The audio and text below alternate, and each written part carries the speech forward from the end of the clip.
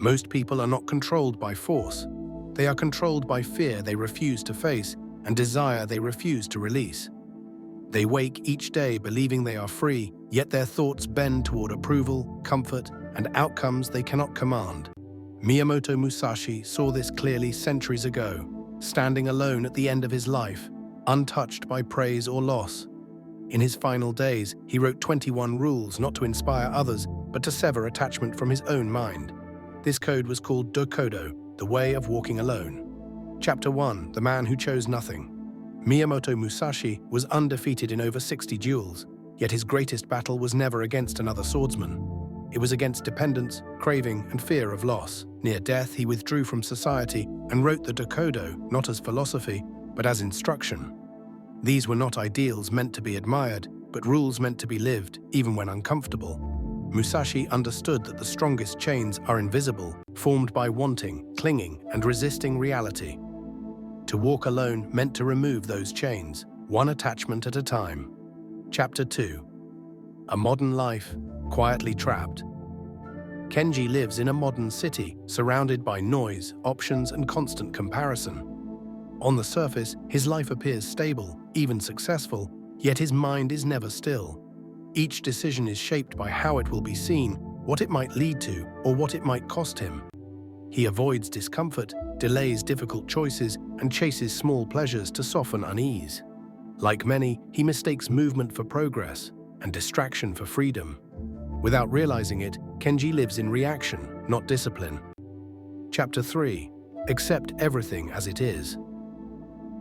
One of Musashi's first rules is to accept everything exactly as it is.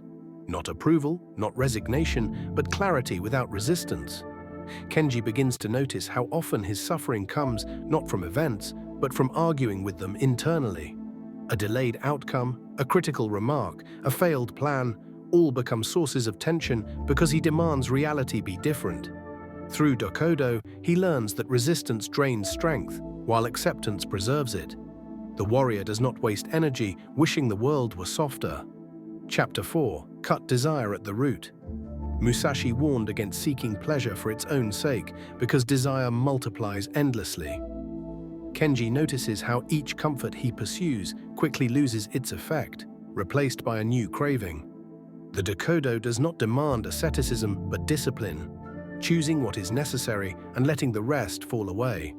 Kenji begins eliminating excess rather than adding improvement. Fewer distractions, fewer opinions, fewer comforts that weaken resolve. What remains is not emptiness, but clarity. Chapter 5. Do not depend on feelings. Musashi rejected reliance on emotion because feelings shift, weaken, and deceive. Kenji had built his life around motivation, acting only when he felt ready or inspired. Under Dokkōdō, this collapses. He adopts small, non-negotiable actions performed regardless of mood. Silence in the morning, deliberate movement, focused work without indulgence. Over time, his identity changes from someone who reacts emotionally to someone who acts deliberately. Chapter 6. Release the need for possession. Another rule of Dokkōdō is to hold nothing as if it belongs to you forever. Kenji recognizes how tightly he clings to roles, relationships, outcomes, even versions of himself. This clinging breeds fear, because loss becomes a constant threat. Musashi teaches that what can be taken should never be possessed internally. Kenji practices engaging fully without attachment to permanence. The result is not detachment from life, but freedom within it. Chapter 7. Walk without seeking approval. Musashi warned against acting for the approval of others. Kenji begins to see how much of his behavior is shaped by imagined judgment. He edits himself constantly, dulling instinct and conviction. The way of walking alone requires internal authority. Kenji learns to measure his actions not by praise or reaction, but by alignment with principle. As approval fades in importance, fear follows it. Chapter 8. Do not regret what you have done. Regret anchors the mind to the past, weakening presence. Musashi rejected regret because it divides attention and erodes resolve. Kenji practices full commitment to each decision, accepting consequences without self-punishment. When mistakes occur, he corrects without emotional excess. The past becomes instruction, not identity. This sharpens his awareness in the present moment, where all control exists. Chapter 9. Remain detached from desire and fear.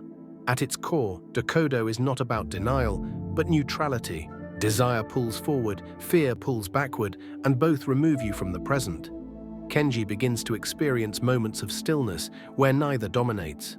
His actions become quieter, more precise. He speaks less, observes more, and chooses carefully. In this neutrality, pressure loses its grip. Chapter 10. The quiet transformation. Kenji does not become fearless, nor does desire vanish entirely. What changes is his relationship to both. Fear no longer commands action, and desire no longer dictates direction. Like Musashi, he walks his path without leaning on reassurance or comfort. The world remains uncertain, but his footing becomes firm. The way of walking alone does not isolate him, it strengthens him. Conclusion: Dokkōdō is not a code for the masses. It offers no comfort, no promise of happiness, no external reward. It offers something rarer: internal independence. To live untouched by fear or desire is not to escape life, but to meet it without resistance. Musashi understood that the final victory is not over others, but over the need to be moved by what cannot be controlled. The path remains open, silent, and demanding for those willing to walk it alone.